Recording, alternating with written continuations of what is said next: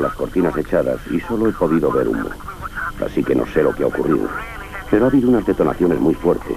Tiembla todo, es inquietante, por decirlo suavemente. Se oyen disparos de ametralladoras y también de armas pequeñas. ¿Y desde dónde nos está informando, Alistair? ¿Está de pie, sentado o cómo? Estoy tumbado en el suelo, hijo. La situación en estos momentos, como tal vez hayan oído, es que esta emisora acaba de ser tomada. Hay 3 argentinos. Un momento, tenemos todo grabado en 2 cintas. ¿Sí? Para la población. De acuerdo, un momento. Señor, un minuto. Si me quita la pistola de la espalda, transmitiré las noticias. No pienso hablar con una pistola apuntándome en la espalda. Todo el mundo estaba muy desmoralizado. Evidentemente no sabíamos si nos iban a matar o qué iba a ocurrir. Reconquistadas por Argentina. Todo el mundo sabía que allí había un régimen militar y lo que habían hecho con su propia gente. Querían las Falklands. En fin, ignorábamos qué futuro nos esperaba.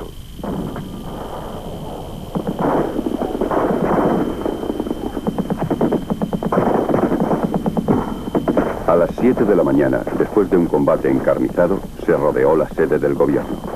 En las inmediaciones de la casa del gobernador, muy próximo, tomo por sorpresa a 2 Royal Marines que estaban cuerpo a tierra con su equipo de armamento. Otro Royal Marine trata de llegar a la línea de Igustrini que está frente a la casa de gobernación, por lo cual también es cubierto por el fuego de mi ametralladora y lo hago avanzar hacia donde yo estaba.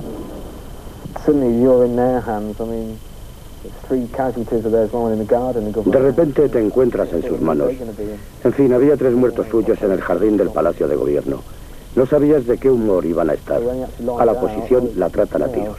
Así que cuando estás tumbado en el suelo, bueno, era bastante humillante. Pero al mismo tiempo estás preocupado por lo que pueda pasar. Pero uno de los oficiales argentinos se acercó, dio un pequeño golpe a uno de los guardias y nos dijo que nos levantáramos. Eso hicimos. Entonces me dio la mano, a mí y a otros, y dijo que no teníamos por qué estar en el suelo y que podíamos sentirnos orgullosos de lo que habíamos hecho. La verdad es que yo me alegraba de que hubiésemos terminado. No me apetecía en lo más mínimo que me frieran a tiros. La diferencia fundamental es la falta de motivación que yo personalmente vi en el accionar del infante británico. Pienso que esa motivación posiblemente se deba a la causa que defiende uno y que defiende otro. Nosotros estamos defendiendo lo nuestro. Ellos como militar y profesional están defendiendo algo que le ordenaron que defienda. En este mapa que vemos acá de la República Argentina, las Malvinas aparecen ubicadas en la zona austral. Toda esa distancia que hay está separada por el mar. Ese mar que es el mar argentino y que está... En Argentina, las Malvinas representaron una causa nacional. En el colegio los niños aprenden que se ha perdido parte del territorio nacional, que Gran Bretaña les robó las islas en 1833. A los adolescentes les enseñan que las islas pertenecen a la plataforma continental argentina. La plataforma continental va a ser la prolongación del continente por debajo del agua. Volviendo a este aspecto, desde el punto de vista sudamericano, las pretensiones británicas sobre las islas son absurdas. Incluso un dictador impopular sería aclamado si recuperara las Malvinas. Cuando se recibieron en Buenos Aires noticias de la invasión, la gente se volvió loca. La violencia de la represión ejercida por el régimen, la crisis económica, todos los problemas se olvidaron de un día para otro. Se había hecho realidad el sueño nacional de recuperar las Malvinas. No puedo negarle que fue una alegría inmensa, como fue también enorme la emoción que tuvimos cuando vimos que la Plaza de Mayo se llenaba, cuando vimos que todos aplaudían la medida sin distinción de bandería política, que aún los sindicatos que habían estado en la Plaza de Mayo días antes en una huelga activa aplaudían y acompañaban la actitud de Argentina. No puedo negar que fue realmente quizás unos momentos más emocionantes y más importantes de mi vida. ¿Ha tenido noticias del gobernador esta tarde? En Londres se acusó al gobierno de haber permitido la invasión de territorio soberano de Gran Bretaña. Se produjeron ruidosas escenas en el Parlamento, seguidas de dimisiones. Es una humillación nacional. Yo soy el responsable de la política exterior. Y no creo que cuando ocurre una cosa así, el ministro responsable deba seguir como si nada hubiera pasado. Me siento en la obligación moral de dimitir.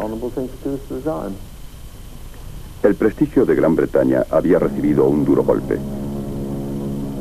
El gobierno se volvió hacia las Fuerzas Armadas.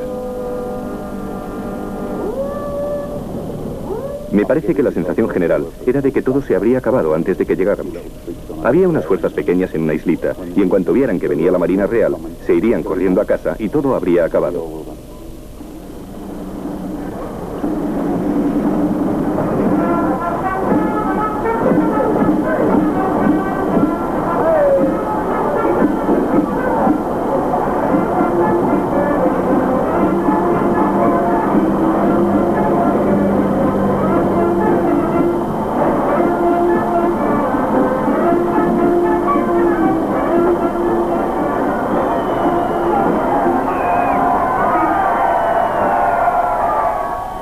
Pensábamos, ¿por qué habrán querido invadir algo que está en el Quinto Pino? Porque nadie sabía dónde estaban las Islas Falklands, y yo tampoco.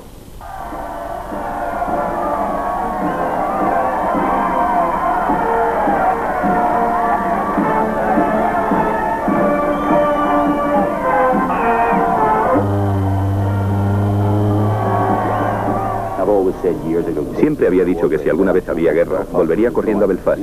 A mí no me iban a meter en una guerra, de eso ni hablar. Yo no me había alistado para ir a la guerra, no quería ir. Pero pensé que debía ir.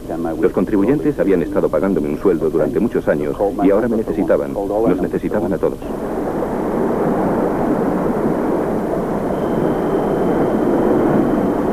El destacamento de fuerzas navegaba hacia el sur atravesando los trópicos, pero pocos soldados pensaban que de verdad iban a la guerra.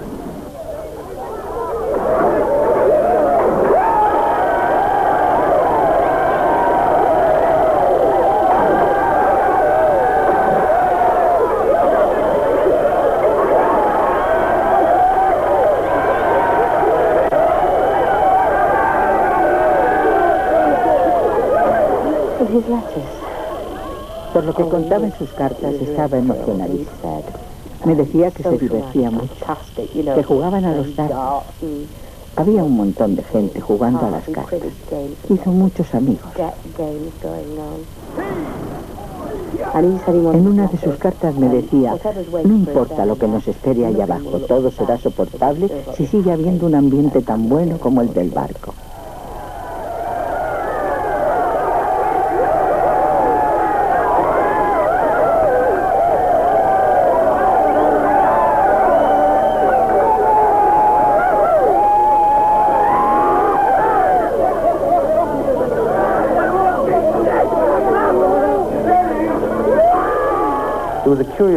Había un extraño ambiente de irrealidad camino de ascensión. Ninguno creía de verdad que llegaría a haber una guerra. En BBC se hablaba de las maniobras diplomáticas que se estaban llevando a cabo. Estábamos convencidos de que habría un acuerdo diplomático y de que nosotros seríamos una extensión de aquella diplomacia.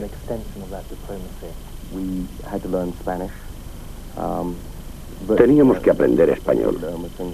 Lo único que aprendimos fueron cosas como manos arriba y ríndase. No pensamos que fuera necesario aprender a decir me rindo o algo por el estilo. Uno de los pilotos de helicóptero me confesó que jamás había dejado caer una carga de profundidad sobre un objetivo real y que estaba impaciente por hacerlo. Uno de los pilotos de un Harrier dijo que lo que necesitaba Gran Bretaña era una guerra pequeña como esta, que nos daría mucha moral.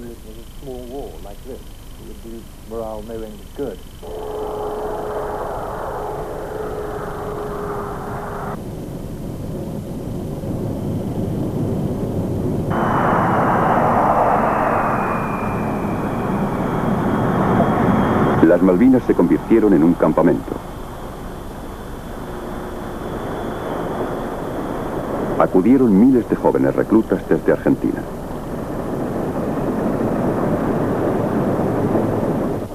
La primera vez que ingresé al pueblo, veía que todo lo que había era inglés.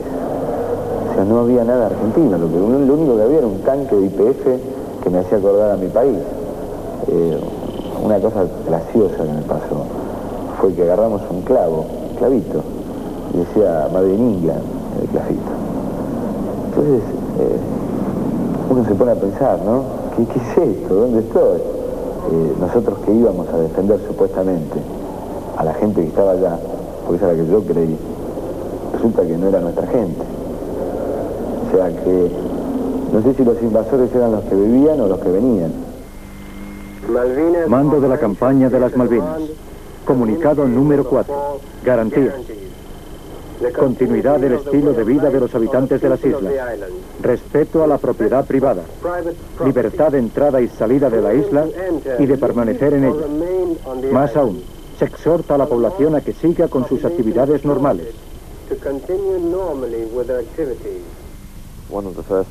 Una de las primeras cosas que dijeron al llegar fue que nada cambiaría, e inmediatamente después empezaron a imponer cambios. Debíamos conducir por la derecha, teníamos que llevar pases para circular por Stanley, y no se nos permitía salir. Nos acordamos de la Segunda Guerra Mundial, y de lo que debió ser para todos los países de Europa que sufrieron la ocupación alemana. Es un gran orgullo para mí decir que en todo el tiempo en que estuvimos en Malvinas, pese al aumento de cantidad de tropas que hizo que Puerto Argentino pareciera una pequeña isla en medio de 10.000 soldados, no hubiera ningún acto de violación o intento de violación, no hubiera ninguna agresión física y solo se produjeran algunos casos de ingreso a domicilio. Se implementaron consejos de guerra con condenas correspondientes, ya sea algún oficial, suboficial o soldado. La casa de al lado estaba vacía. Nuestros vecinos se encontraban en Inglaterra. La llave la teníamos nosotros y nos dimos cuenta de que había un montón de argentinos llamando a la puerta y dando golpes. Así que mi marido dijo, prefiero salir a darles la llave a que nos echen la puerta abajo. Nada más abrir, los argentinos le cogieron y le obligaron a arrodillarse en nuestra entrada principal. Era un domingo por la tarde, un día muy frío. Estuvo 20 minutos de rodillas en mangas de camisa con una ametralladora apuntándole por la espalda. Intenté sentarme y no pude de lo tensa que estaba, de la preocupación.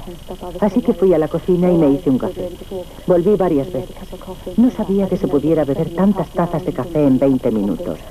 Puse tierra de gloria y esperanza y abrí las ventanas. Pensé que, conociendo a mi marido y sabiendo el sentido del humor que tenía, si le mataban y lo último que oía era aquello, por lo menos moriría con una sonrisa. De la forma más directa posible tengo Los Estados Unidos deseaban evitar a toda costa una guerra entre dos de sus más fieles aliados. El conflicto era muy extraño, mucho menos importante de lo que pensaban ambos bandos, porque las Islas Malvinas por sí mismas no parecen tener esa importancia objetiva para nadie. Sin embargo, se habían convertido repentinamente en el foco de un enorme conflicto.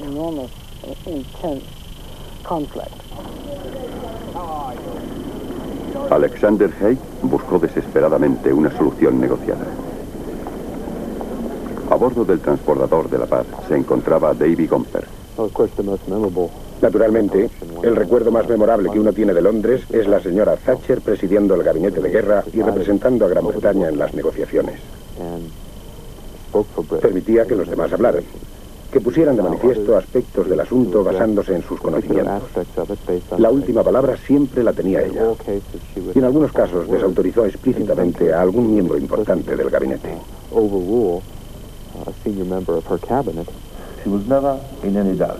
La señora Thatcher no dudó nunca. Puede que algunos pensáramos en algún momento si no merecería ceder un poco, si no se solucionaría el problema. Algunos no nos habíamos planteado una invasión por barco en el Atlántico Sur. Pero la primera ministra estaba decidida. En Londres no nos encontramos con una actitud demasiado favorable a la negociación. Pensaban simplemente que un ejército extranjero había ocupado territorios que se encontraban bajo el gobierno de Su Majestad y que la cuestión era que aquellas tropas tenían que salir de allí, no en la negociación de las condiciones siguientes a la desaparición de las tropas. Esa fue toda la colaboración que recibimos de Londres.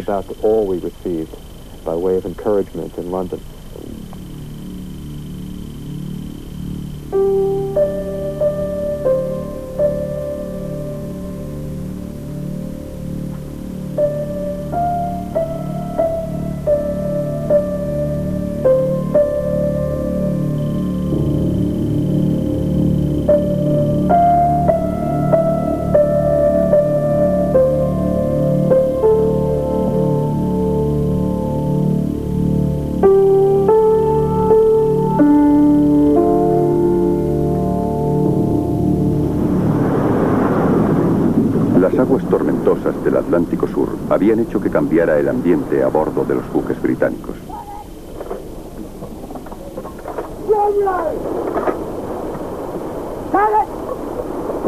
Cuanto más se acercaban a las islas, más necesaria se hacía la preparación militar. Los infantes de marina que habían defendido las islas de la invasión argentina habían sido deportados a Gran Bretaña por sus captores. Ahora volvían como parte de las fuerzas de asalto. Éramos un poco como celebridades entre los otros marines. Todo el rato nos estaban preguntando, ¿cómo es eso de estar bajo fuego enemigo? ¿Cómo es esto? ¿Cómo es aquello? Te veías arrastrado por todo. Era un ambiente de, vamos allá, se van a enterar esos. Y a medida que nos acercábamos, todo aquello de por la reina y por la patria iba desvaneciéndose y la cosa era más, ya que hay que ir, vamos. Acabamos pronto y volvemos. Y si resulta que no tenemos que ir a hacerlo, mejor.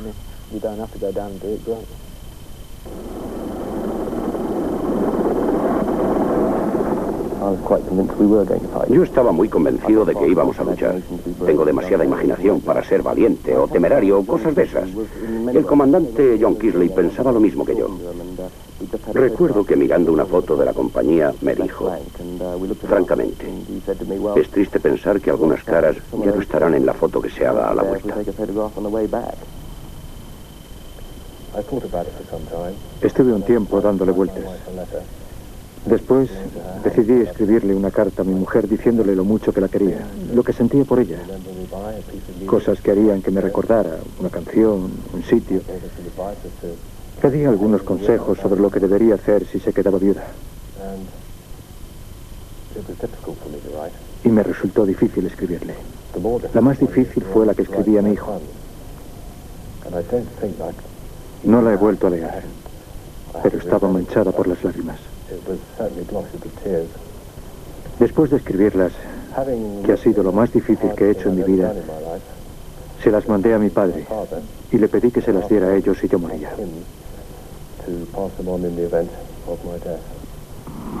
Al llegar a Buenos Aires, el transportador de la paz se encontró con una serie de contratiempos.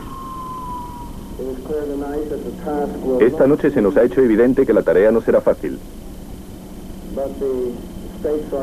Pero lo que está en juego es tan importante que requiere el mayor esfuerzo posible de todos los participantes en estas conversaciones. Gracias. En las calles reinaba la euforia.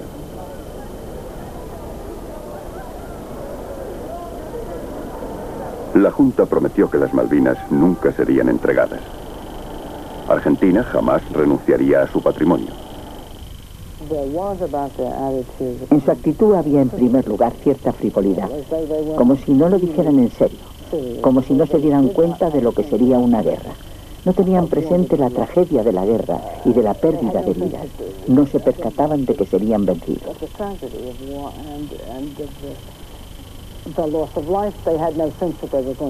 Como yo les manifesté, lo más seguro es que resultaran derrotados. No tenían experiencia de guerra y lucharían contra una de las mayores potencias mundiales, Gran Bretaña. Y ni siquiera se lo tomaban en serio.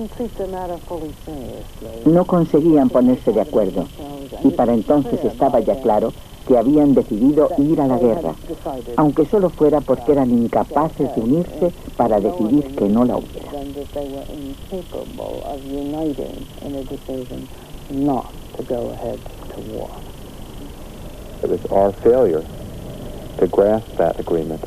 Fue nuestra incapacidad para conseguir un acuerdo, para conseguir que cuajara en Buenos Aires, que de hecho se había retirado frente al último obstáculo, lo que permitió que se reunieran las fuerzas y comenzara la matanza.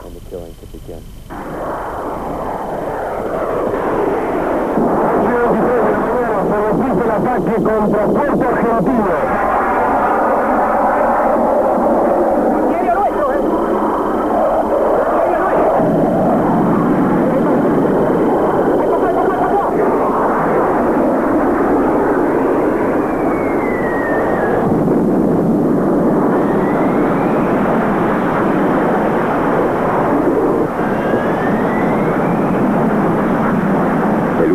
Las fuerzas navales y aéreas de Gran Bretaña atacaron las posiciones argentinas cercanas a Port Stanley.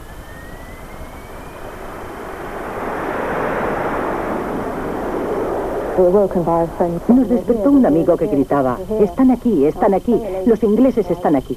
Me puse tan contenta que allí donde estaba, delante del ventanal del salón, me lié a dar saltos. Pero me di cuenta de que los argentinos estaban a pocos metros de nuestra casa, apuntándome con sus armas y haciéndome señas de que o me agachaba o me disparaban. Así que me alejé inmediatamente de la ventana.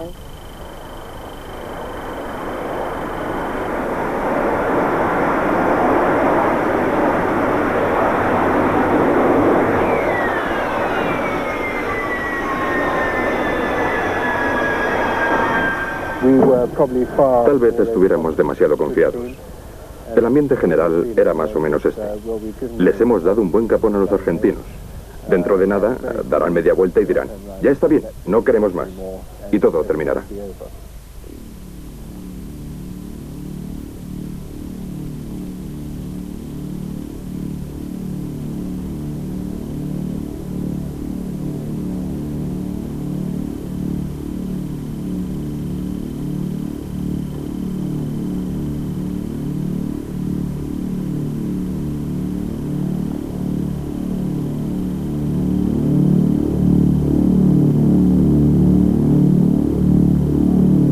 Argentina no estaba indefensa frente a las fuerzas de asalto. También ella tenía una fuerte marina que envió a la busca y captura de la flota británica. Había nuevos barcos de guerra equipados con misiles modernos, pero el más impresionante de todos era el crucero de la Segunda Guerra Mundial, Fénix, vuelto a bautizar en honor de uno de los mayores héroes argentinos, General Belgrano.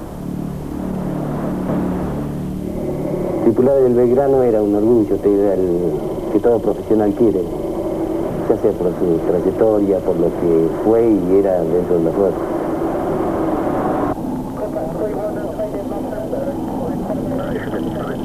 El submarino nuclear británico Conqueror llevaba 15 días de patrulla por el Atlántico Sur. Durante 2 días siguió al Belgrano. El 2 de mayo, a las 4 de la madrugada, obedeciendo órdenes directas de Londres, disparó sus torpedos contra el crucero.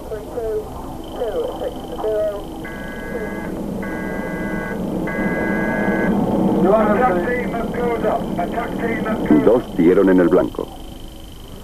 Esa primera explosión fue realmente la que causó la mayor cantidad de muertos en el buque. Hay que estimar del orden de 275 muertos por la propia explosión, onda expansiva, onda calórica, inundación progresiva de todos los compartimientos. A los 4 segundos del primer impacto, sobreviene el segundo impacto, sobre la proa, a 15 metros de la proa, que hace que esos 15 metros prácticamente desaparezcan en el agua. Tomo la decisión de ordenar ese abandono.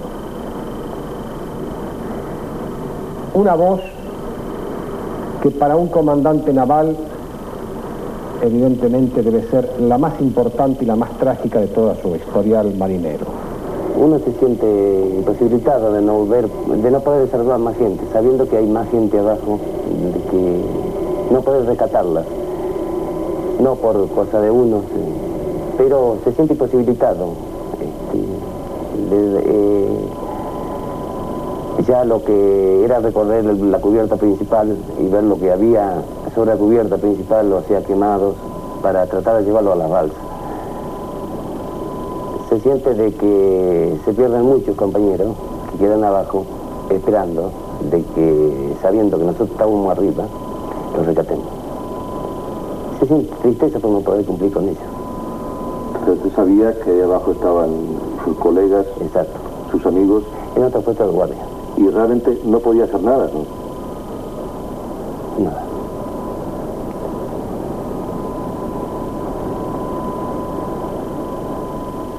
Arrastrados por fuertes vientos hacia el océano Antártico, los botes salvavidas del Belgrano llegaron a una zona donde la temperatura estaba bajo cero.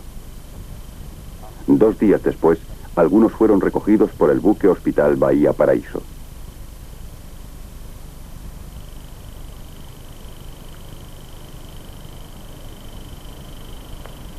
La mayoría de los marinos del Belgrano habían muerto literalmente congelados.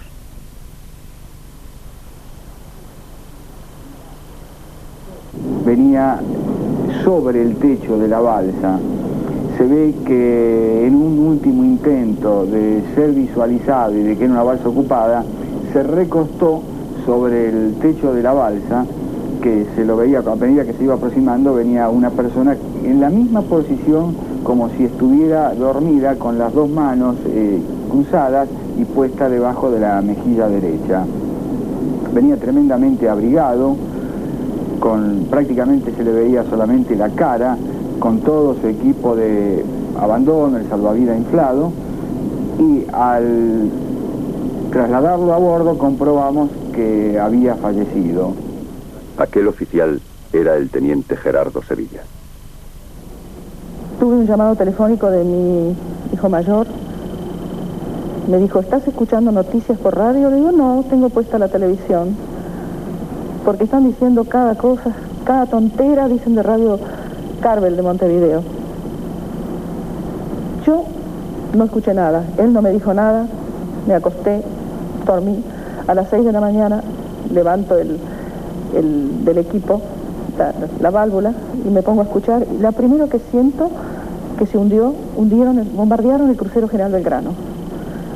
Como una loca me fui al teléfono a hablar con él y a hablar con mi hermana. Y ellos habían estado escuchando toda la noche sin dormir, escuchando todo. Yo no había escuchado nada. Y ahí empezó las largas noches.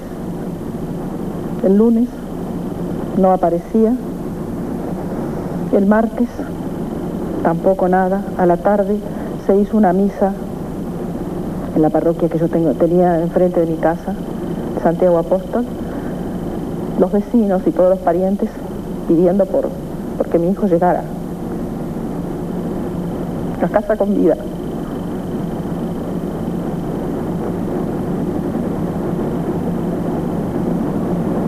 No fue así, desgraciadamente no fue así.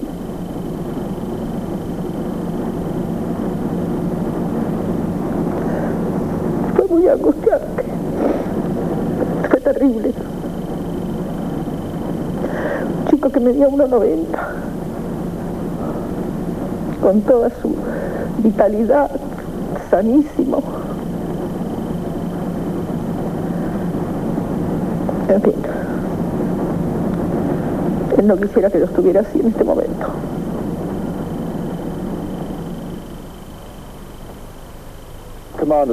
Habla el comandante. Hoy hemos conseguido un gran éxito.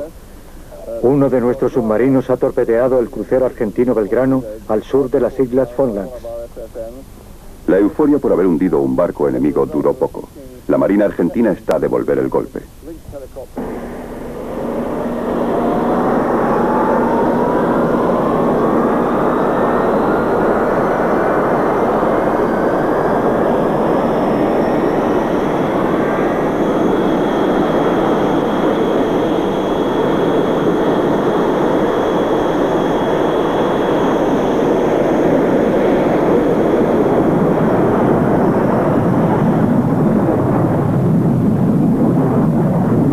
Despegaron de aeródromos situados en el sur de Argentina, equipados con misiles Exocet, y salieron a vengarse.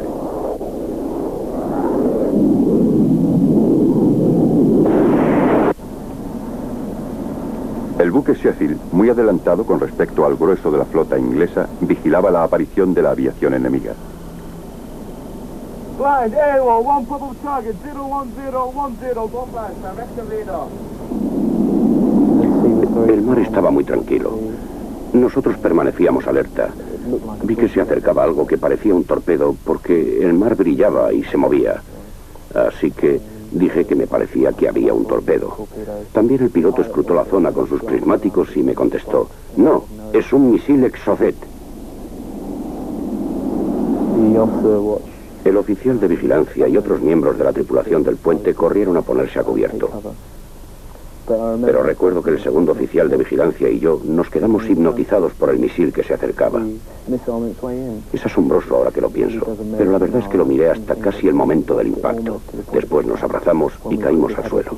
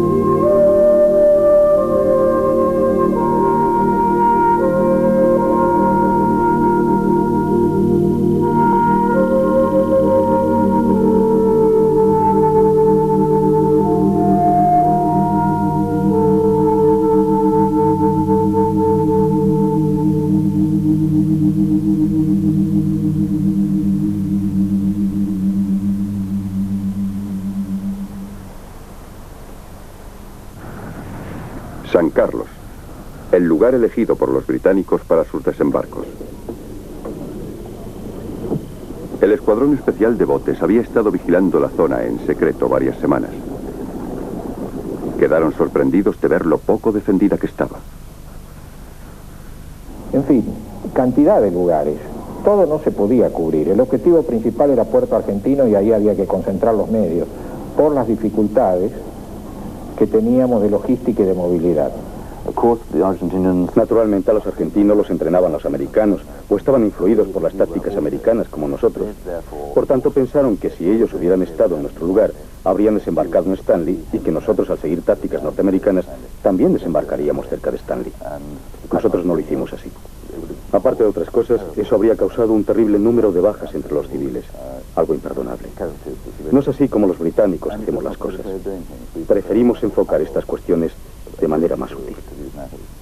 Subo a su puesto de observatorio, ya se había despejado un poco la bruma y no solamente estaba, ¿no es cierto?, la fragata que él describía, sino varios barcos importantes, más fragatas y decenas de helicópteros y lanchones que ya se estaban desprendiendo de las fragatas en dirección hacia terreno firme de la isla.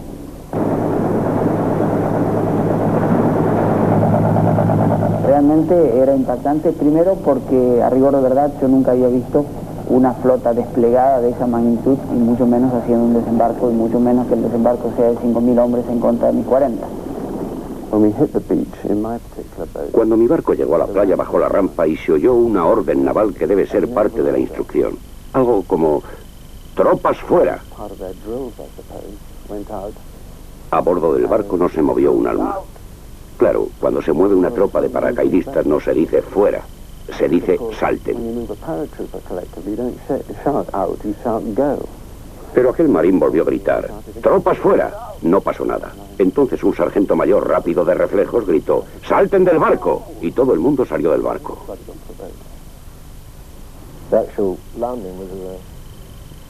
El desembarco fue un poco teatral, en el sentido de que todos pensábamos que íbamos a la guerra. Pero no hubo oposición. Así que allí tenías a 5 o 6.000 paracaidistas que bajaban gritando la playa desde las lanchas de desembarco, sin haberlo hecho nunca.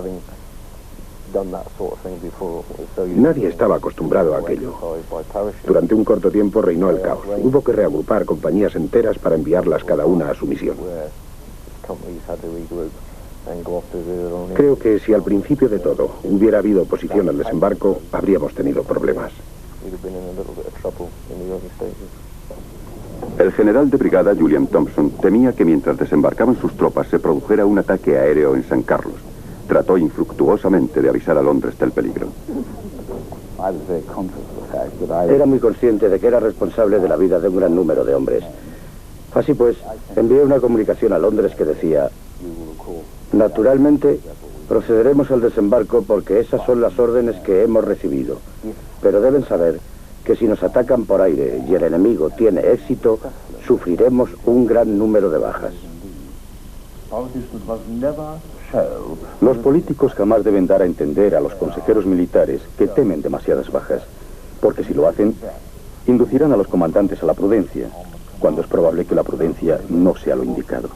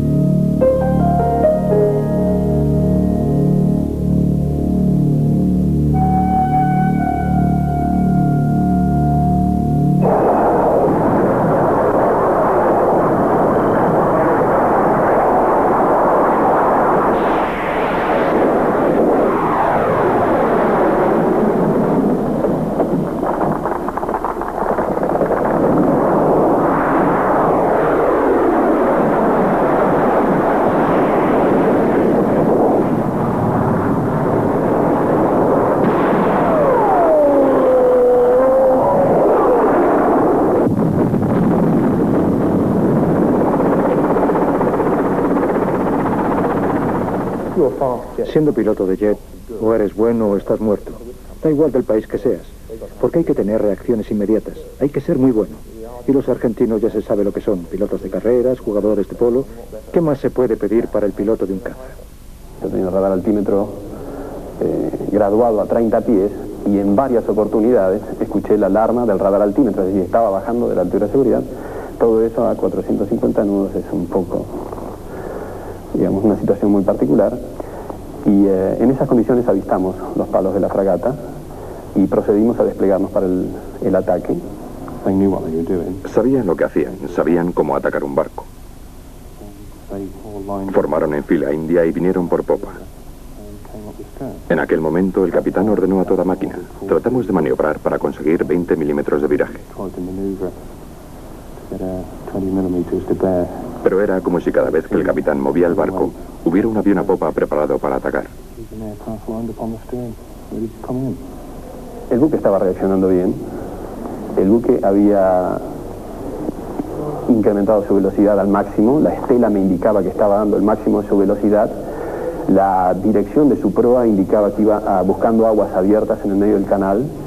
Y cuando ya estuvo mi avión encima y estaba en las condiciones de apretar el botón, o prácticamente al apretar el botón, inició una brusca caída hacia babor. Y en esas condiciones lancé mi bomba y efectué el escape. Me dio la impresión que el comandante que estaba abajo conocía su oficio. Y iniciado el escape, escucho la voz de mi numeral que decía: muy bien, señor. Eso me indicaba que de mis bombas algo había andado bien. El piloto Mike Captree iba muy callado mientras volábamos sobre la colina entre el humo. Atrás veíamos lo que estaba ocurriendo. Olimos el humo del incendio y cuando nos acercamos por babor y nos asomamos a ver, jamás lo olvidaré. Era como si el fuego del infierno hubiera invadido aquel barco. Estaba anclado, con el cañón apuntando hacia el cielo, sin ninguna fuerza. La cubierta de aterrizaje estaba rajada, como si lo hubieran abierto con un abrelatas. Recuerdo que cuando volví a despertarme, el comedor estaba tan negro como la boca del lobo. Tenía una mano herida. Aunque llevaba puestos los guantes de protección, no veía más que sangre, un amasijo sanguinolento que me cubría la mano. No sentía dolor, no sentía nada en absoluto. Recuerdo que pensé: bueno, ahora los médicos me cosen los dedos sin ningún problema. Me palpé rápidamente el resto del cuerpo. Tenía un trozo grande de formica pegado a la cabeza. Me lo quité de encima. Después intenté levantarme, pero no pude.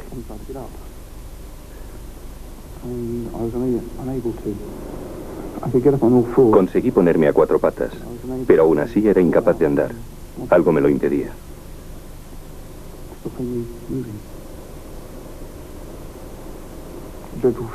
Fue una sensación horrible, horrible. ¿Qué pensó en aquel momento? En salir como fuera. En cierto sentido, me parecía un timo haber sobrevivido hasta entonces.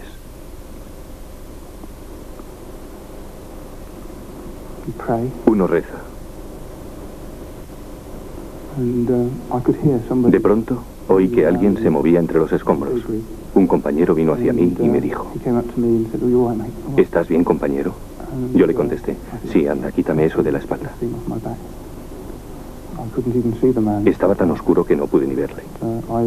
Pero lo que no dejé de pensar todos aquellos días es que mi mujer estaba embarazada de 5 meses. Era nuestro primer hijo y que quería volver a casa.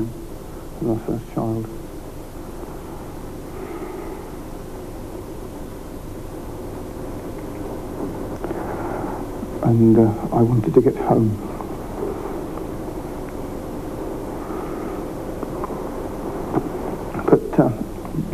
De repente, como por arte de magia, el barco debió virar y nos llegó una bocanada de aire fresco.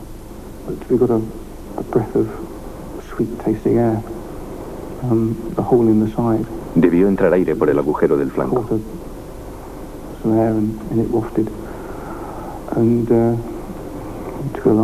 Respiré hondo y me dirigí como pude hacia popa.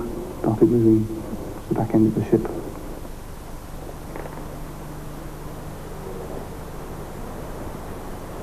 I sent them all off. Mandé que bajaran todos y me quedé solo en el puente. Los hombres iban bajando. La mayoría habían abandonado ya el barco y el Yarmouth había metido su popa en nuestra proa. Porque entonces ya nos estábamos hundiendo. Al final me dirigí al otro barco. Fue un momento muy triste.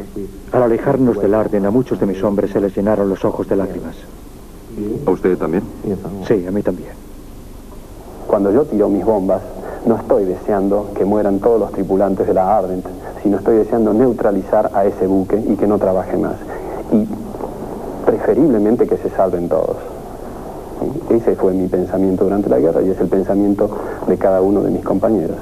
Es lo que le diría a usted entonces ahora si pudiera al Capitán West, ¿no? Al Capitán West, bueno, lamento haberle causado daño al buque, siento muchísimo los hombres que perdió, eso sí lo siento, pero yo estaba cumpliendo mi tarea así como él estaba cumpliendo la de él.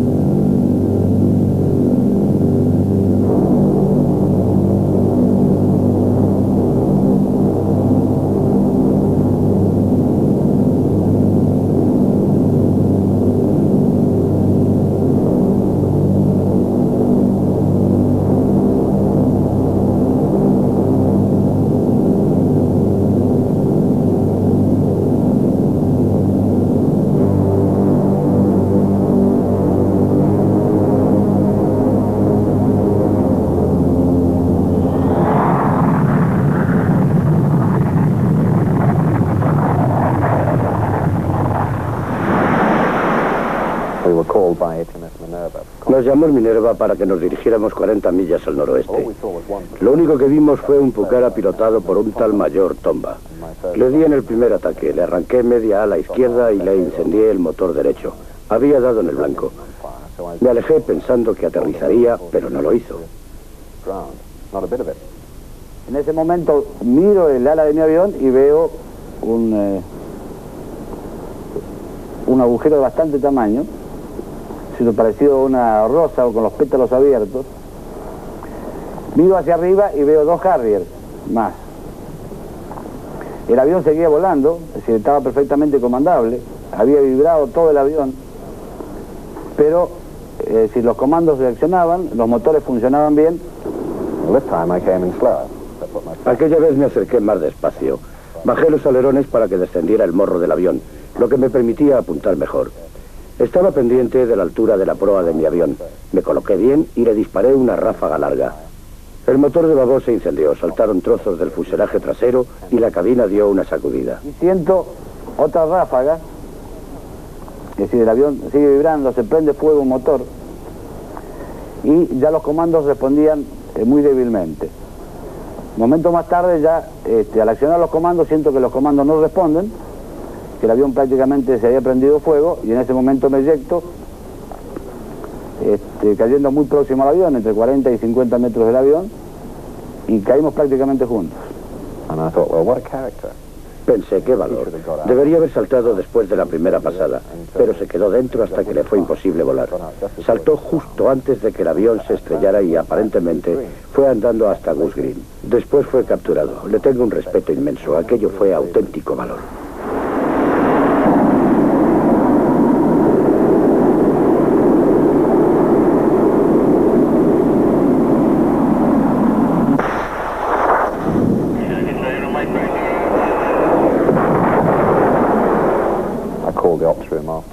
Después de derribarlo, llamé a la sala de control y les dije, más faena, es decir, si había algo más que hacer. El tipo me dijo, espere. Y yo, ¿cómo que espere? Bueno, me contestó. La verdad es que nos acaban de ametrallar con un arma de 30 milímetros. El compañero que se sienta frente a mí ha perdido la cabeza y a mí me han dado en el brazo. Todavía estoy aturdido. Me sentí culpable. Me disculpé. Pero a los 7 segundos volvió a llamarme y me dijo, creo que tienen trabajo en el norte.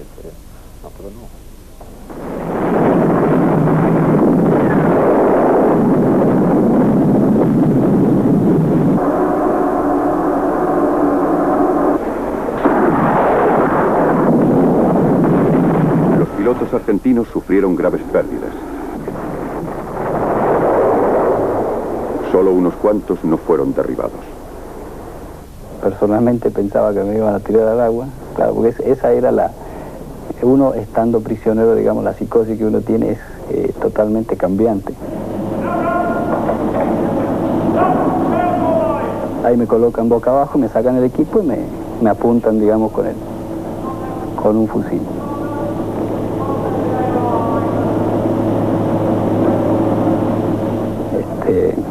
Pero ahí tenía una alegría tremenda porque estaba salvado.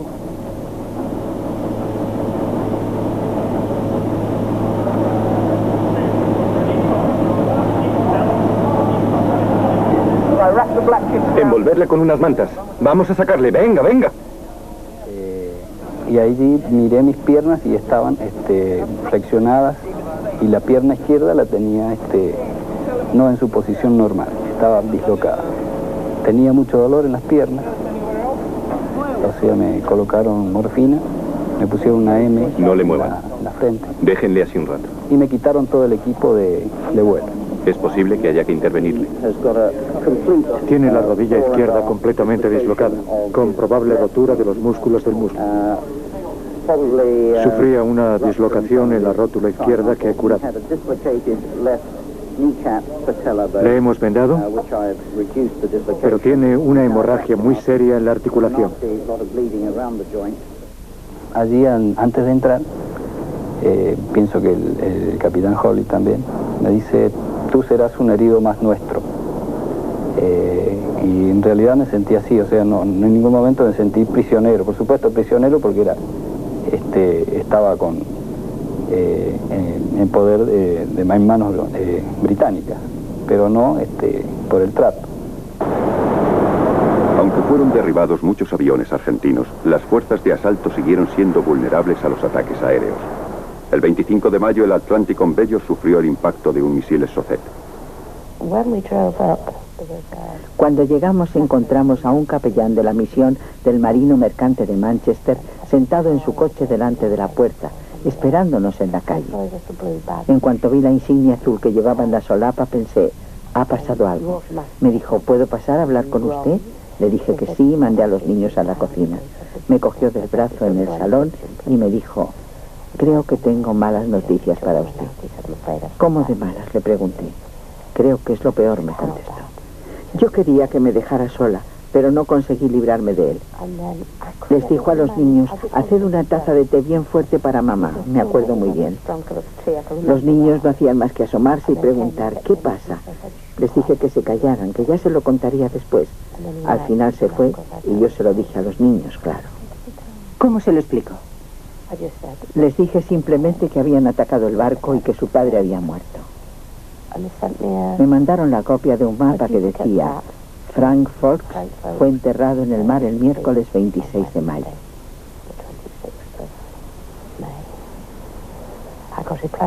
También me dieron una bolsa de plástico con su reloj de pulsera, un San Cristóbal y la alianza. Me disgustó que le hubieran quitado el anillo porque le quedaba muy estrecho. Él nunca se lo quitaba y me preocupaba pensar cómo se lo habrían sacado.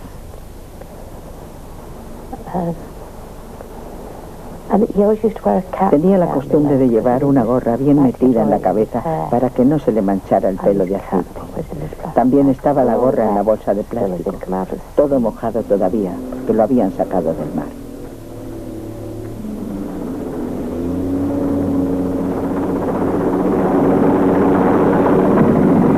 Para las fuerzas atacantes de San Carlos, La pérdida del equipo que se encontraba a bordo del Atlantic Conveyor supuso un serio contratiempo. Pero Julian Thompson recibió órdenes de Londres de continuar la guerra. Veía claramente que en aquel momento Londres tenía necesidad política de una victoria, de que se viera que estábamos haciendo algo, que estábamos ganando.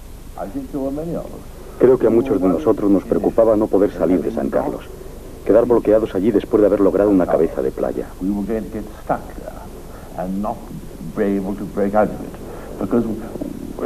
Teníamos el recuerdo de Normandía, de cuando intentamos romper la cabeza de playa de Normandía. Volviendo a las Falklands, no era una zona muy grande, pero el quedar confinados en una zona muy pequeña nos crearía toda clase de problemas.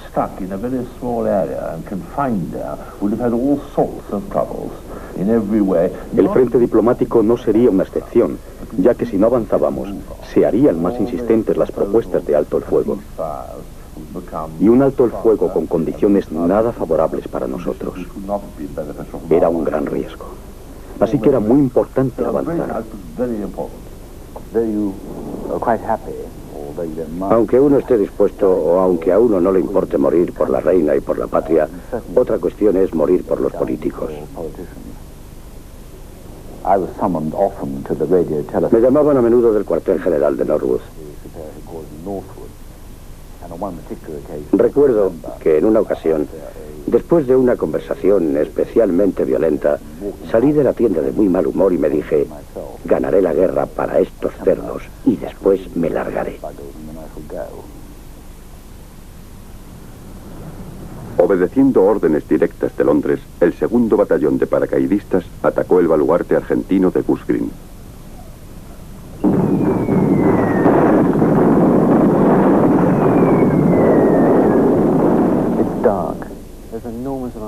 Estaba oscuro, había un ruido enorme. Me encontraba bajo el fuego enemigo con fósforo blanco por todas partes para producir humo y luz. Una bengala venía hacia ti y después se alejaba. El miedo te corría por todo el cuerpo. Te ibas acercando a las trincheras, lanzabas granadas, disparabas con el fusil. Combatías salvajemente cuerpo a cuerpo con la bayoneta. No tenía nada que ver con cualquier experiencia anterior. Se trataba de matar y nada más. Al mando del 2º de paracaidistas estaba el teniente coronel Hayes Jones.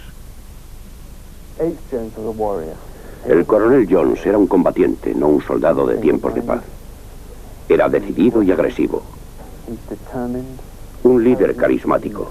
Todo el mundo sabía que era él quien estaba al mando. El oficial al mando llamó a la compañía A y les ordenó que avanzaran, que prosiguieran, cosa que ellos no podían hacer. Jones dijo, no pienso aguantar esto, y decidió unirse a la compañía A. Decir que se le subió un poco la sangre a la cabeza es decir poco. Cuando decidía que había que hacer algo, había que hacerlo. Uno no se para a pensar lo que dice un oficial al mando cuando da una orden. Tú obedeces. Después o mientras tanto a lo mejor piensas, condenado idiota, pero antes te levantas y obedeces. El oficial al mando dijo, nos uniremos a la compañía A y subiremos a la cima. Así que nos unimos a la compañía A y subimos a la cima. Una vez allí estábamos en una posición algo mejor, pero el oficial cuando llegamos siguió corriendo. Yo pensé, allá vamos. Y de repente uno que tenía detrás gritó, cuidado, hay una trinchera a la izquierda. Le grité, cuidado, a su espalda, porque vi lo que iba a pasar. Una de dos, o me ignoró o no me oyó. Creo más bien que ignoró mi advertencia y cargó colina arriba para neutralizar la trinchera contra la que yo estaba disparando. A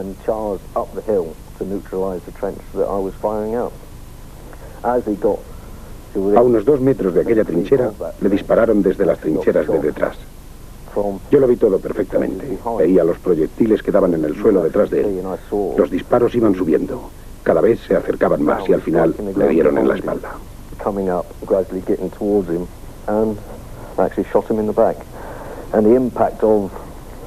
El impacto de las balas le lanzó a la trinchera hacia la que avanzaba.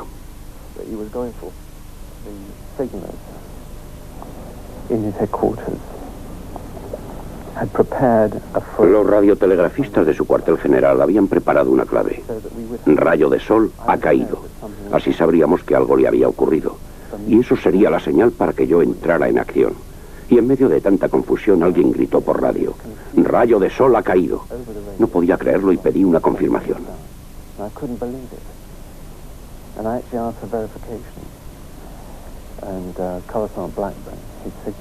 El sargento Blackburn, su radiotelegrafista, volvió a gritar: Rayo de sol ha caído, por el amor de Dios. Entonces me invadió una sensación de miedo y aprensión. ¿Lo haría bien? ¿Qué hago ahora? ¿En qué situación estarán allá arriba? Eso fue lo que me pasó por la cabeza.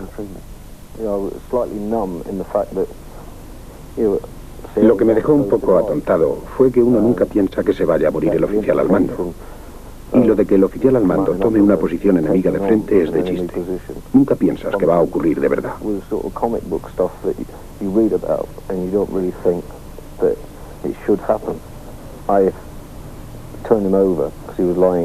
Le di la vuelta porque estaba tumbado boca arriba. Le desabroché las correas y localicé las heridas. Aún estaba consciente, aunque por poco tiempo. Me quedé con él tratando de que conservara el calor. Le abrigué con lonas y con su chaqueta acolchada. Desgraciadamente, murió poco después.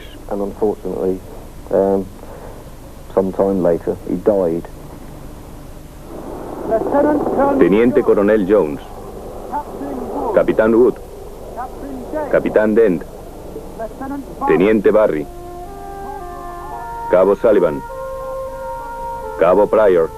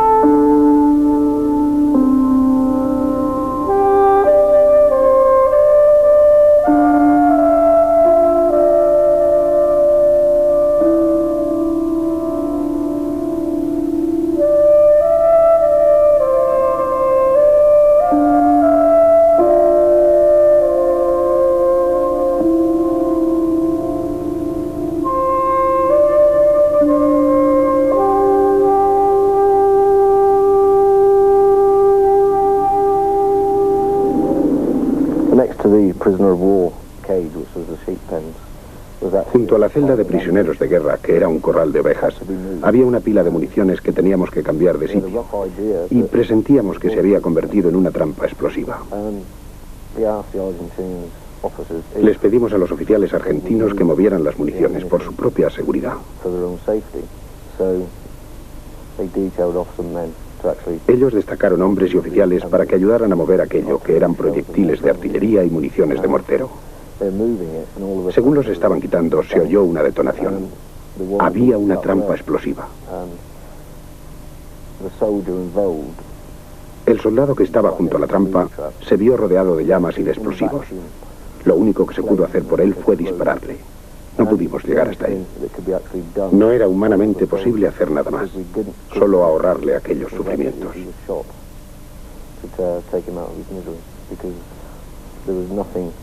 Humanly else to be done for him. And then I actually thought, I'm lucky. Entonces pensé, he tenido suerte. Había un silencio extraño. Estaba muy oscuro. Hacía un frío horroroso. Y de repente el cerebro me empezó a funcionar a 1000 por hora. Y noté que me caían lágrimas por la cara, pensando en los compañeros que habían muerto aquel día y que al día siguiente seguro que morirían más. Se me hizo un nudo en la garganta y me quedé allí tumbado un par de horas, repasando lo que había ocurrido aquel día.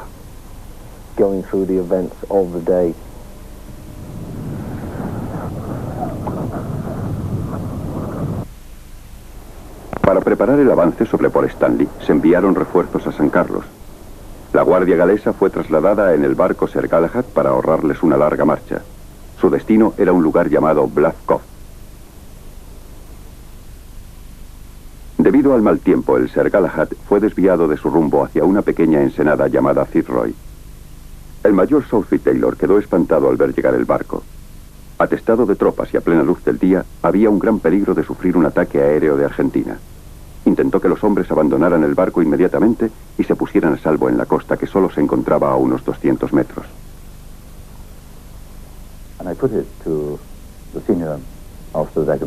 Expuse al oficial más antiguo del Sir Galahad mi opinión ponderada y profesional como oficial de desembarcos y persona que se había ocupado de tácticas de guerra anfibias durante la mayor parte de su carrera. Le dije que lo mejor sería que desembarcaran y esperaran en tierra. Él me contestó tajantemente que su destino era Black Cove y no Fitzroy. Yo le dije de forma igualmente tajante que no pensaba llevarle a Black Cove a la luz del día en un vehículo. Desgraciadamente se demostró que yo tenía razón, porque pocas horas después hundieron uno de los navíos. Yo insistí diciendo que al estar solo a 200 metros de tierra, no tardaría más de 20 minutos en desembarcar a todos sus hombres.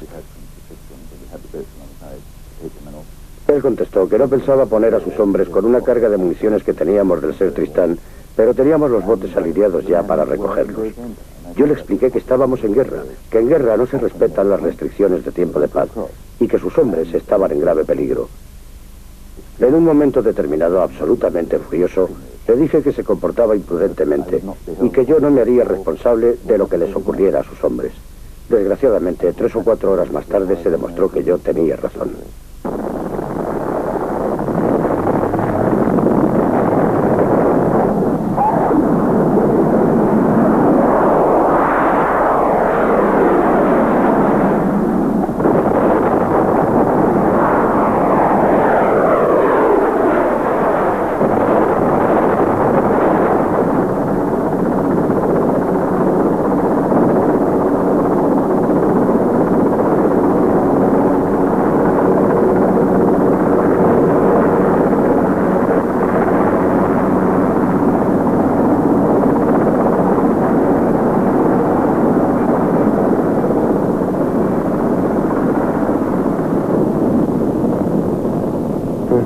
Había cadáveres, gritos, sollozos. El barco era una enorme bomba incendiaria.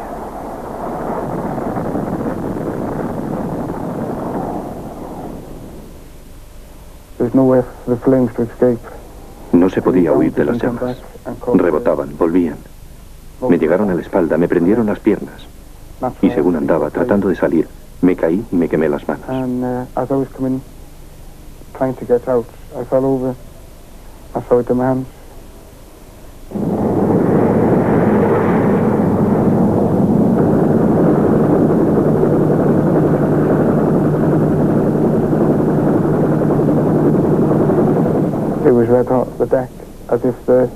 La cubierta estaba al rojo vivo, como si un herrero hubiera estado forjando el metal. Para mí era como estar viendo doble. La piel de la mano se había desprendido y echado hacia atrás.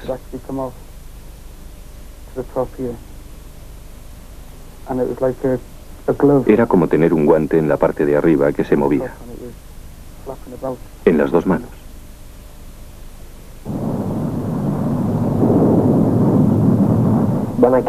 No sé cuánto tiempo estuve sin conocimiento, pero no pudo ser demasiado.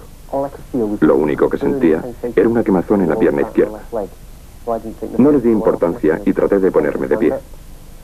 Recuerdo que me miré la mano izquierda, que era lo que me preocupaba, porque se estaba derritiendo. Y cuando me levanté, descubrí que la pierna izquierda me había desaparecido. No quedaban más que unos restos.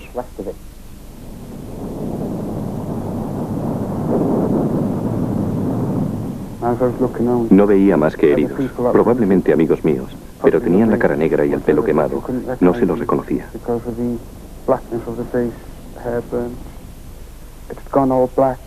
Se había vuelto todo negro. Borboteaba y se estaban formando costras. Olía muy mal.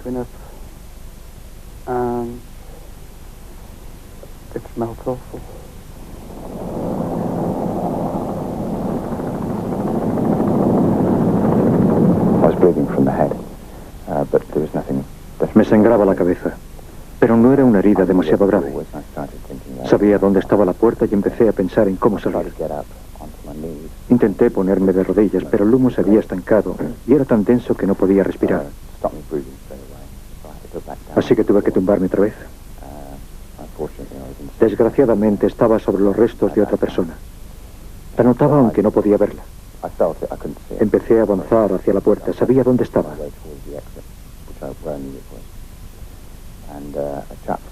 De pronto llegó un grito desde el fondo de la habitación. El tipo gritaba que había perdido la pierna.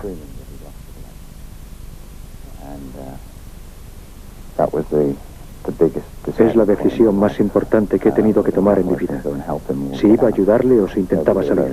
Nadie se habría enterado porque estábamos los dos solos. Y decidí que quería ser un héroe.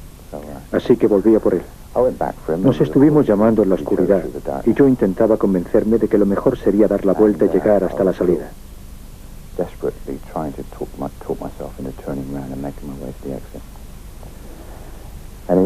En fin, a Kevin Warfoot lo encontré por casualidad. Debí tropezar con el muñón de la pierna, porque al momento salió un puño de la oscuridad y me pegó un buen golpe. Kevin estaba enloquecido, era evidente. No podía encontrar la morfina mía ni la suya. Estaba desconcertado. La llevábamos colgada del cuello. Una cosa que se llama un nipón.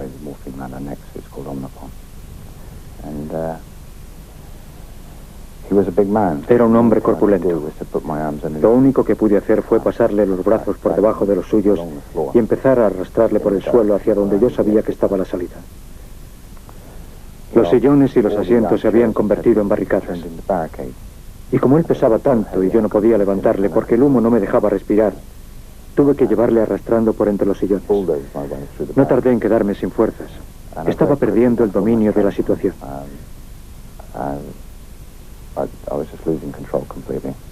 Habíamos recorrido las 3/4 partes del camino cuando tuve que susurrarle que tenía que dejarle allí y salir a buscar ayuda.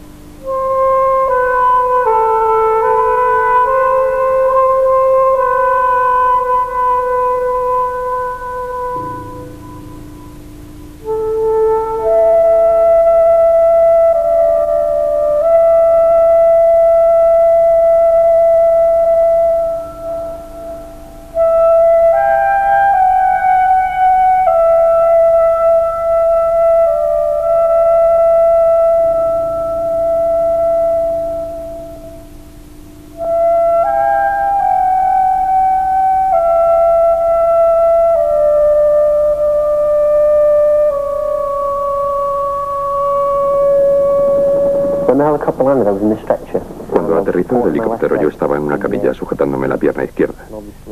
Tenía muchos trozos colgando. Me imagino que era un espectáculo horroroso. Cuando me sacaron, miré a mi alrededor y vi a un equipo de filmación. Me dio la sensación de que se abalanzaron sobre mí y me molestó bastante. No sé si les insulté, si les dije que se largaran o qué. Seguramente se pusieron a filmar porque vieron el estado en que se encontraba la pierna. Los heridos fueron llevados por aire al barco Hospital Uganda. Chris White estaba bajo los efectos de un shock, convencido de que había abandonado a un compañero bajo cubierta y que éste había muerto. Trató de suicidarse.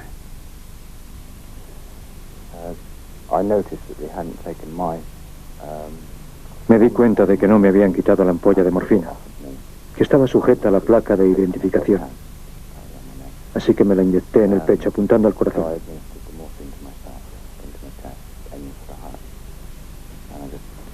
Eché la camisa a un lado y pinché. Pero no debí meter la aguja lo bastante hondo. Estuve aislado una temporada. Poco después de aquello vino el padre. Había oído hablar de aquel individuo que seguía intentando hacer tonterías. Había hablado también con un joven en cuidados intensivos que había perdido la pierna en el ataque del Halgan. Había juntado cabos y bajó a llevarme junto a Kevin Warford.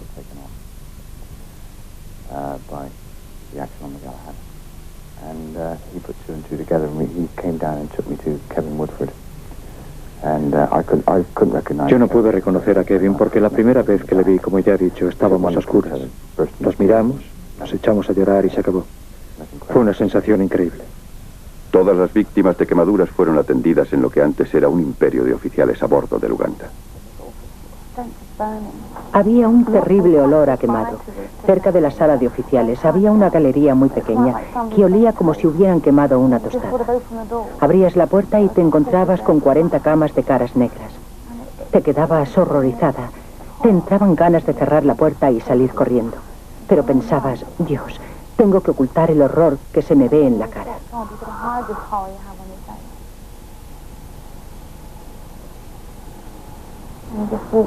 Así que entrabas y tratabas de sonreír y cumplir con tu trabajo. Tenían poco pelo. Habían perdido las cejas y las pestañas. Las manos se las habían metido en lo que llaman bolsas de flamatene, que son unas bolsas que cubren las manos con una crema especial utilizada para quemaduras muy graves. Daban ganas de volver a tu habitación y llorar de la pena que te daban aquellos chicos.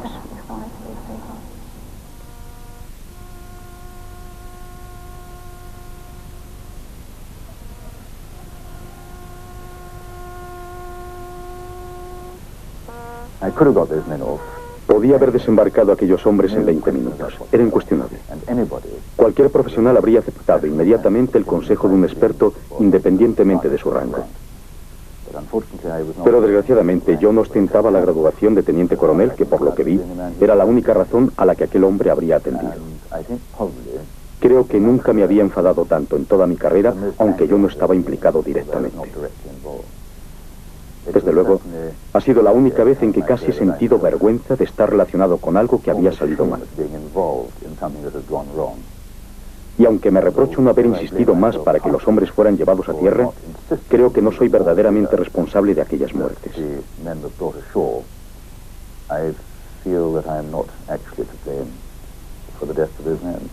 Pero aún sigo obsesionado después de 6 años.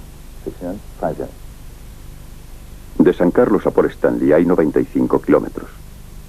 Las tropas británicas tuvieron que recorrerlos andando.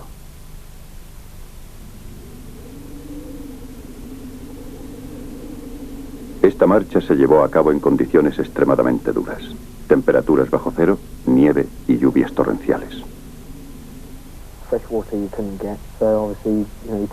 No era fácil conseguir agua. Cogías la que encontrabas del suelo. Lo que hacíamos era pisar hasta llegar a la turba o hacer hoyos hasta que encontrábamos un charco, porque el suelo siempre estaba empapado. Echábamos el agua en un jarro con tabletas esterilizadoras.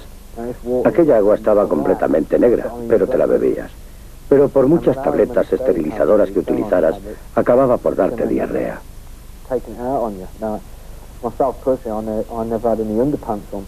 Yo nunca llevo calzoncillos, pero cuando llegamos a Port Stanley había muchos más que tampoco los llevaban porque, bueno, se les había soltado el vientre. Uno de nuestra compañía se bajó la cremallera, cortó los calzoncillos, se los sacó, los tiró tranquilamente y siguió andando. Tampoco podía hacer otra cosa. El doctor dijo que, como estábamos perdiendo líquido, lo único que se podía hacer era beber mucha agua. Y claro, otra vez a beber aquella porquería.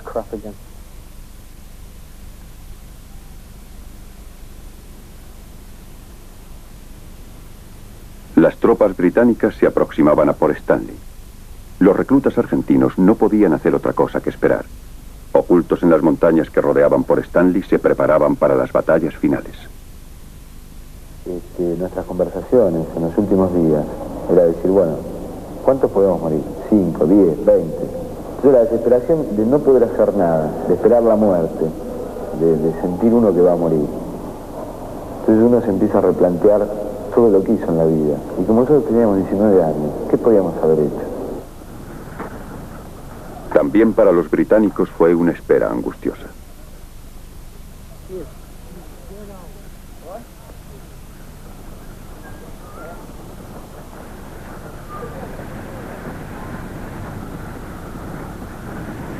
tropas debían esperar hasta que se diera la orden de ataque. No pasaba nada. Había electricidad en el ambiente. Nos movíamos en línea abierta. Seguía sin pasar nada. Seguíamos esperando. Al cabo de un tiempo se notaba una sensación general de alivio. La gente empezaba a pensar, se han marchado a escondidas, ya no están. Y justo cuando empezábamos a creérnoslo de verdad, el horizonte se iluminó repentinamente con una especie de mar de destellos blancos.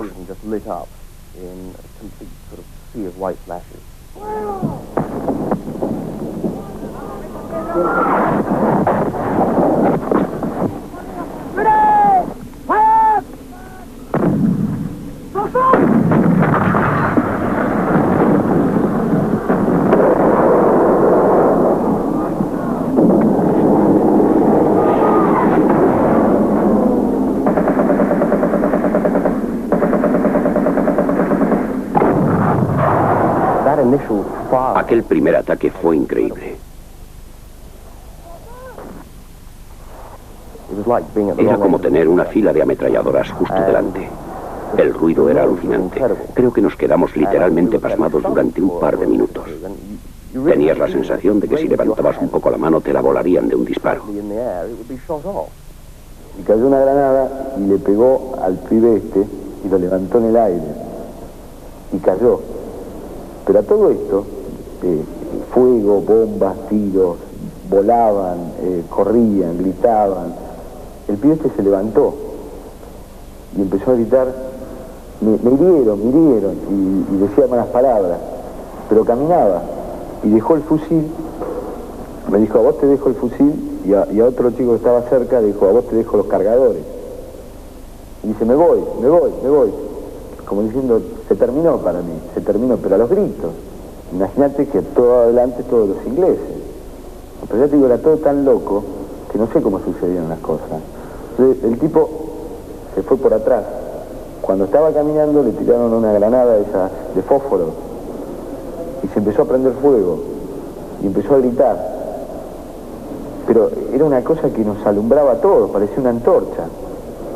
Y nosotros le hacíamos así, que se vaya porque nos alumbraba, nada más, porque nos molestaba, porque en ese momento no nos interesaba si el tipo se estaba muriendo o no. Siempre sabes si han herido a alguien que tienes cerca, porque oyes el impacto de la bala, pero también oyes un chasquido horrible cuando la bala atraviesa la carne y el hueso. Es muy desagradable.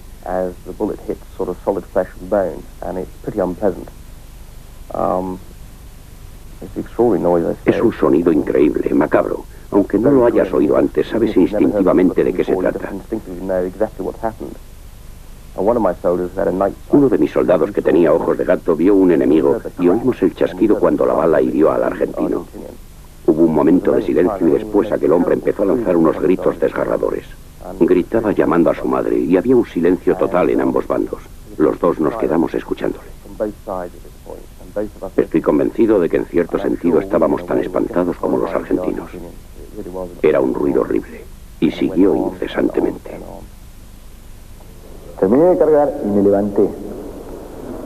Y cuando me levanté, tenía un tipo adelante. Ya me habían llegado. Y disparó. Y me disparó a la cabeza. Entonces yo me acuerdo cuando me disparó a la cabeza, caí. En una forma, no sé, pero parecía cámara lenta. Y quedé tirado ahí. Y yo creo que creyeron que estaba muerto. O sea, lo que pasó es que el disparo no me pegó justo acá, sino se fue por la corredera y me pegó acá atrás. Me di cuenta que tenía todo. Entonces dije, uy, estoy vivo. Entonces giré, no sé ni cómo, pero agarré para atrás. En vez de seguir adelante, salí gateando para atrás. Y me quería parar y no podía, hasta que llegué a la punta de la montaña y podía ver todo el valle. Todo el valle era un infierno. Yo creo que era lo más horrible que puedo haber visto en mi vida, porque era todo bombas, fuego, ametralladoras, gritos, corrían, era toda una cosa, y yo veía todo medio confuso, me daba vuelta todo, y me quise parar, y cuando me paré, me caí.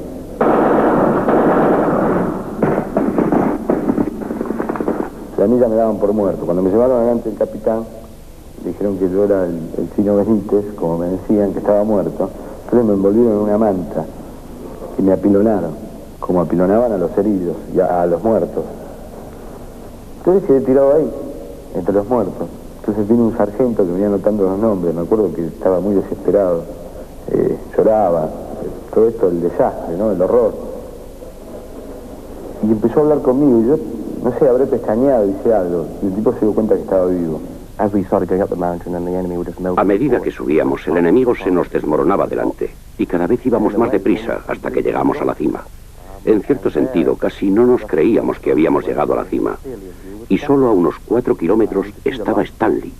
La veíamos claramente, veíamos las luces. Creo que nos pasamos un segundo o dos allí de pie mirando eufóricos, pensando, lo hemos conseguido.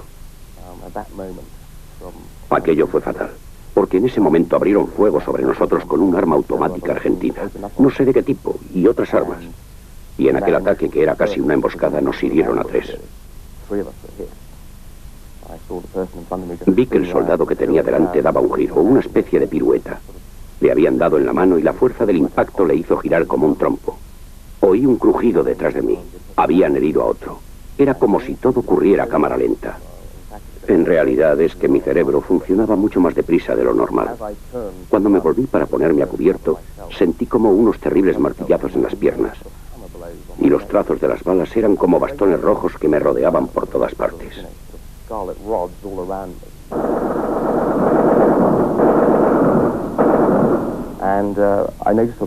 Me di cuenta de que las piernas, sobre todo la derecha, estaban ya bastante rígidas.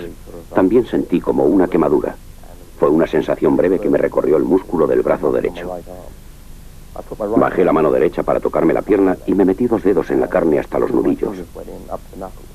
Entonces fue cuando me di cuenta de que me habían herido.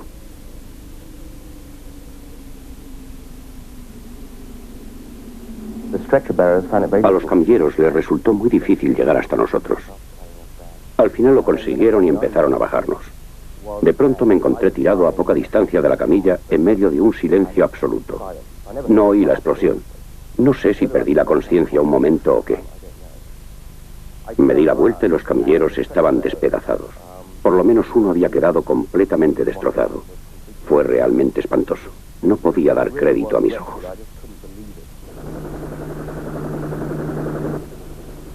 Los británicos seguían avanzando hacia Stanley, y los argentinos dejaron atrás a sus muertos tendidos en el campo de batalla. Enterrarlos no fue tarea fácil.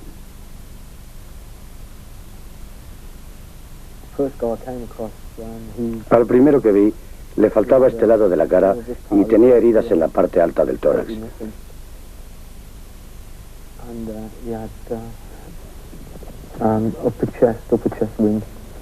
Le quité la placa de identificación y mientras tanto yo no paraba de hablar. No hacía más que decirme, venga hombre, tengo que quitarle la placa de identificación. Eso es, ya está, vamos.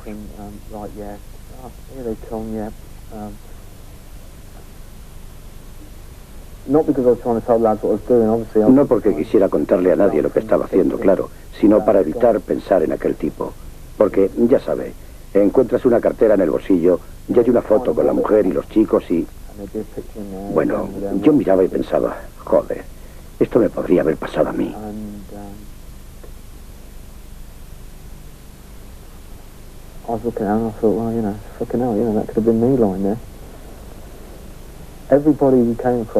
Todos los que vimos estaban retorcidos. Se veía la agonía. Se habían enterado y bien de que se morían, porque tenían las piernas retorcidas, los brazos. Encontramos un oficial argentino herido, una herida en la tripa. No me acuerdo de quién la encontró.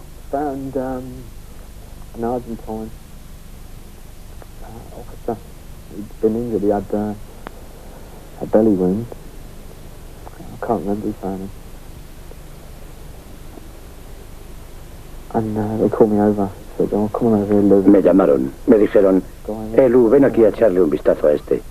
Fui para allá, se puso a hablarme en inglés y me dijo que no sabía por qué estábamos luchando ninguno. He was telling me, that he didn't know why we were fighting either. I feel bad about the bodies. El aspecto de los cadáveres era horrible. En fin, ya sabe cómo es esto. Los echamos a todos en una fosa común.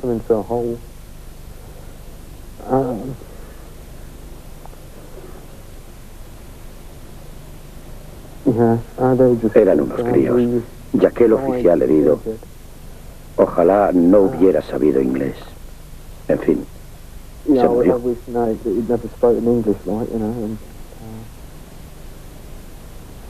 He died.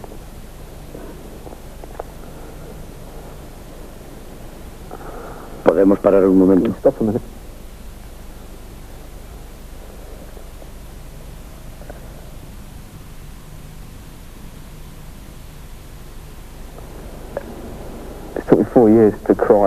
Tardé 4 años en llorar por aquellos pocos muertos. Porque evidentemente en esas circunstancias no se llora. Uno hace lo que tiene que hacer y se acabó.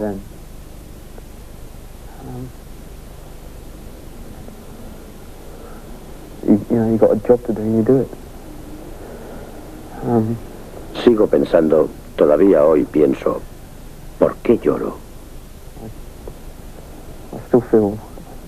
Even now I feel,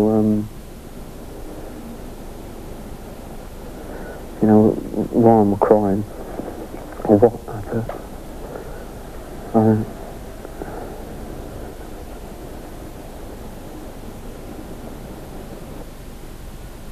I'm afraid I just don't feel. Me temo que es porque, sencillamente, no los veo como enemigos.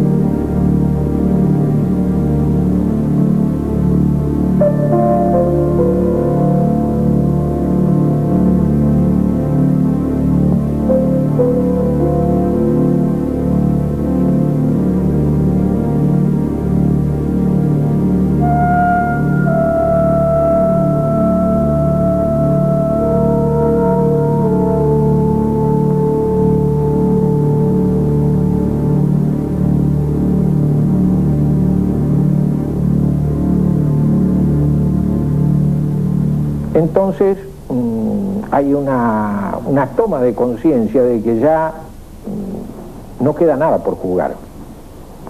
Nuestra artillería estaba reducida apenas a 10 o 12 piezas útiles. No contábamos con apoyo aéreo directo para reemplazarla.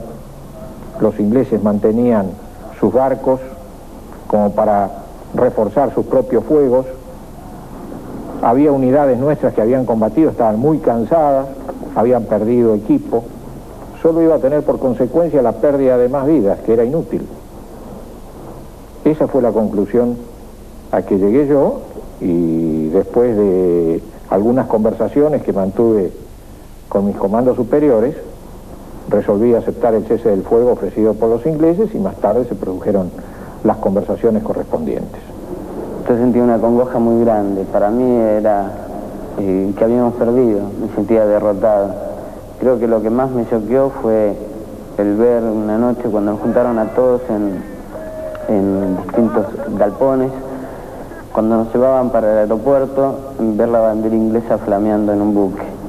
Creo que fue un golpe muy grande. Yo me acuerdo que me puse a llorar de bronca, ¿no? Porque era decir, pasé tanto hambre, pasé tanto frío, pasé tanta soledad, pasé tantas cosas, matar a un compañero y está flameando la bandera inglesa.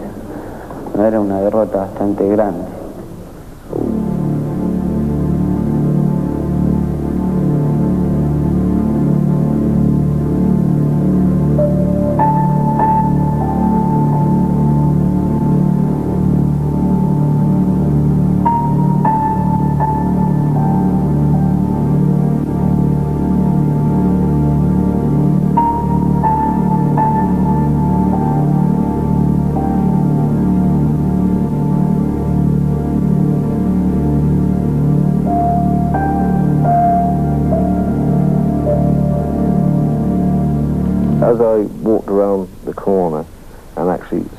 Cuando doblé el recodo y apareció Stanley, lo que pensé fue, maldita sea, ¿merecía la pena?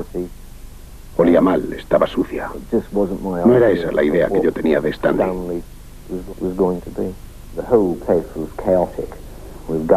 Aquello era un caos. Estaba sembrado de armas y municiones. Te encontrabas cadáveres por las calles.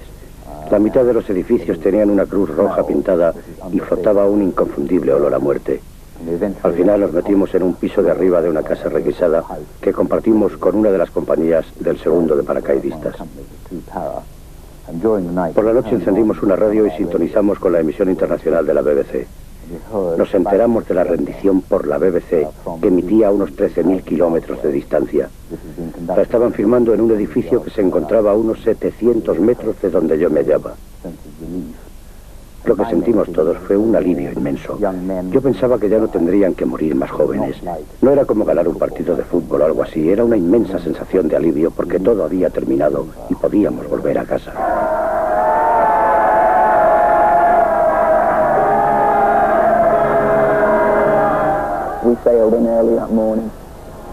Entramos por la mañana temprano. Por todas partes había botes pequeños atestados de gente que nos vitoreaba. Era una sensación estupenda.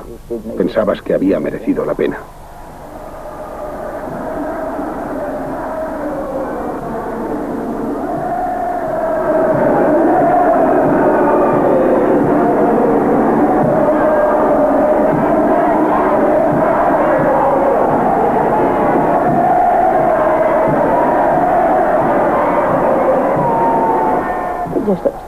Era amargo. Sentía resentimiento hacia los que volvían, no por ellos, sino porque todos habían vuelto y Frank no.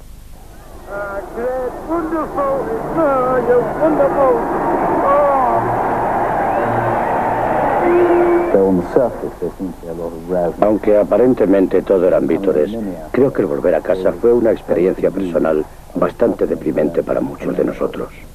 En el fondo, no queríamos dejar el ambiente en que habíamos pasado tanto tiempo con nuestros compañeros, con nuestros amigos, con gente que conocíamos, para entrar en un mundo lleno de gente que no sabía lo que habíamos pasado, que tal vez interpretaban mal lo que había ocurrido y se alegraban de la victoria por razones falsas.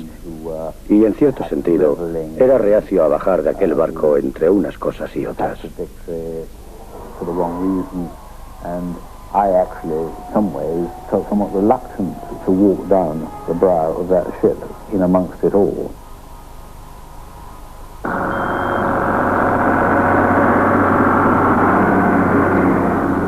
A su vuelta a Buenos Aires, los reclutas se encontraron con que la vida seguía igual que antes de la guerra. Entonces fuimos a un boliche, como decimos nosotros, a una boate. Y me acuerdo que cuando entré, digo, bueno, no debe ser tan alegre el lugar por lo que pasó. Y me acuerdo que fui a la barra del lugar a tomar una cerveza. Y todo el mundo se divertía como si hubiésemos ganado el mundial. En las caras de la gente no había nada, no había pasado nada. Acá en la Argentina nunca pasó nada. Entonces uno se pregunta, ¿a cuántos padres de familia maté? ¿O a quién maté? ¿O para qué los maté?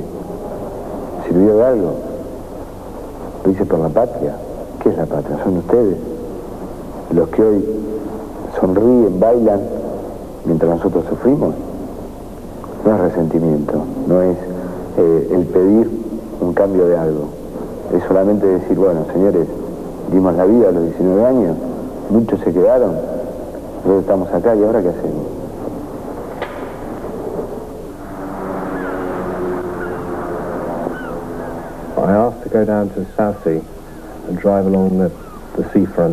Quise bajar a South Sea y recorrer el paseo marítimo antes de volver a casa. Mientras lo recorría vi gente que estaba de vacaciones, comiendo helados, sentados en sus tumbonas, pasando el rato y divirtiéndose.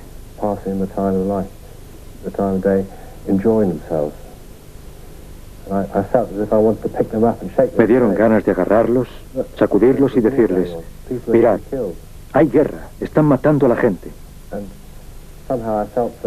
Y me di cuenta de que para ellos la guerra era algo que pasaba a las 8 de la mañana cuando cogían el periódico o ponían la radio, o a las 9 de la noche en el telediario.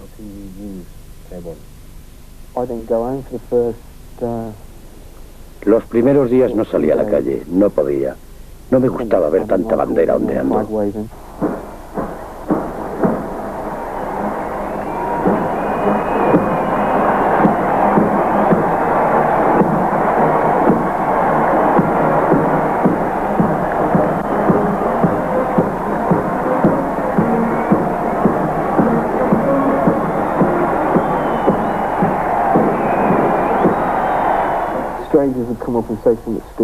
Se te acercaban desconocidos a decirte estupideces como ¿mataste a alguien? O te daban palmadas en la espalda, te invitaban a cervezas y tú les seguías la corriente un rato. Sí, claro que estuve allí con toda la panda, pero nunca les dices lo que de verdad fue aquello. Al final lo que cuentas es lo que sabe el público inglés en general.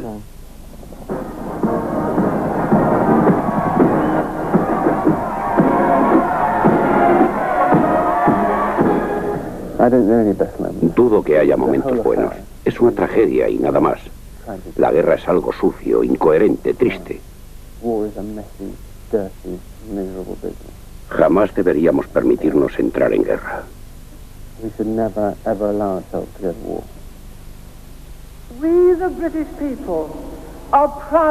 El pueblo británico está orgulloso de lo que se ha hecho. Estamos orgullosos de estas páginas heroicas de la historia de nuestra isla, de encontrarnos hoy aquí para saludar a las fuerzas de asalto. Orgullosos de ser británicos.